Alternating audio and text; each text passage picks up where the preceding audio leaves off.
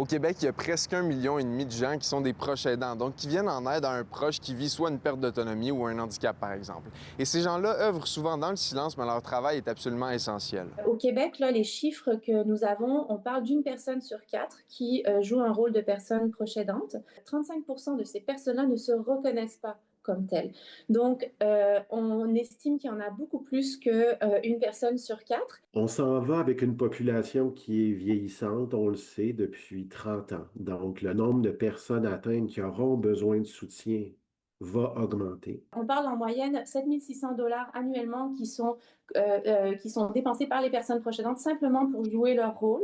Et au-delà de ça, on parle d'une perte de revenus pour les personnes en emploi d'environ 16 000 $ par année parce qu'il faut s'absenter pour aller accompagner à des rendez-vous. Des fois, c'est parce que la personne, elle vit une situation de crise, on ne peut pas rentrer au travail. Fait qu'il y a un impact et c'est là où c'est important d'avoir des services gratuits ou à très, très, très faible coût pour à tout le moins pas les appauvrir. Si on n'est pas pour les rémunérer ou les compenser, il faut éviter qu'ils s'appauvrissent. Sur le terrain, concrètement, il y a plusieurs initiatives qui sont mises en place pour soutenir les proches aidants. À Magog, par exemple, il y a une équipe d'environ 15 ergothérapeutes du CIUS de l'Estrie qui ont mis en place des outils innovants ainsi que des formations pour les proches aidants.